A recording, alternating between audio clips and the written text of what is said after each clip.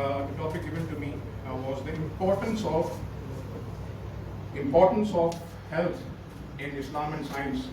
Of course, health is a very important thing in Islam and science. We all know that. But what I'm going to talk about today is not that. Many people ask me, sir, you have invented many treatments and many techniques. Please tell us more about them. And what I say in return is not that I'm not going to tell you about the treatment. This is for the academics. Of course, if there are academics here, you can talk later. But what I'm going to talk to people who can understand a common man is not the treatment, but the. I just realized the mic was not. So, is not the treatment, but the prevention.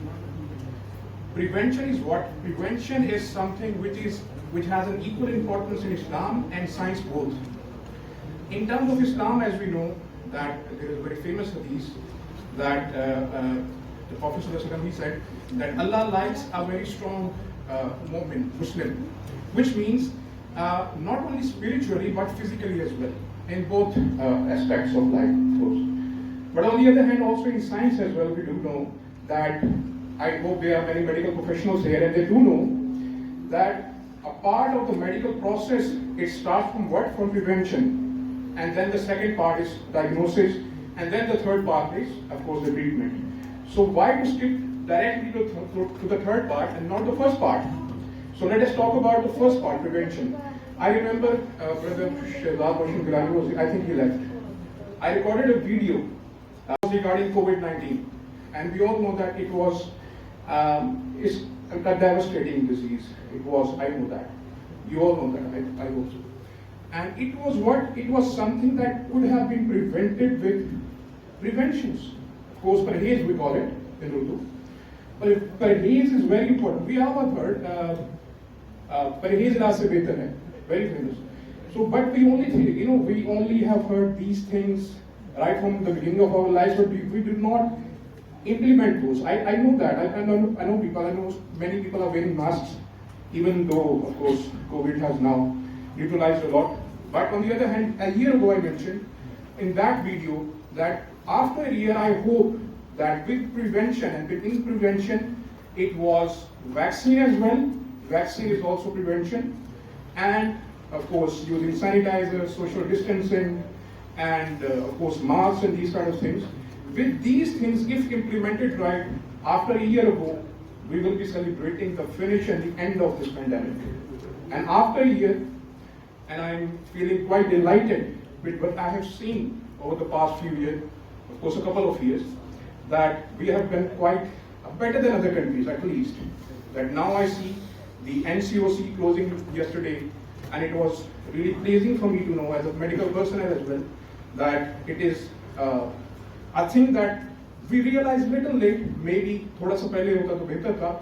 But on the other hand, to finish my talk, I would like to mention one thing, the part of medicine. I am a person who is not into the practice as much, but I am into research.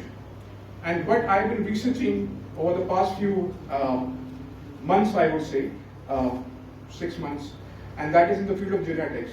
And I would like to say in terms of, in the background of Islam as well, that I would really like to request every one of here people that kindly, for God's sake, stop marrying your cousins. I have to say this because I have seen people suffering because of this. And also to mention one part, the Prophet ﷺ, he married 11 times. We all know that. And 10 out of those 11 times, he married outside his family. Only one of his wives, which was Zainab, she was the cousin. So it tells us, okay, it is allowed to some extent to marry a cousin, but it is not necessary. If you see the proportion, it comes down to a 10% or 1%? 10%, sorry. 10%. So even if you don't have any option in the world and you are some, your age is about 40 now and you don't have any other option but to marry a cousin, okay, then I can understand. But not before that. Why to opt? Why to opt for a cousin? Why? I do not understand. And I have seen people literally, I have patients suffering with these diseases which are genetic in nature. And what can I do? I can feel bad for them, but they don't listen.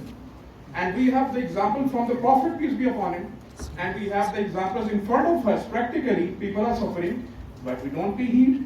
So I would like to end. I think I was here to deliver my message, and I think I've done it. I would like to finish with that. Thank you. Thank you.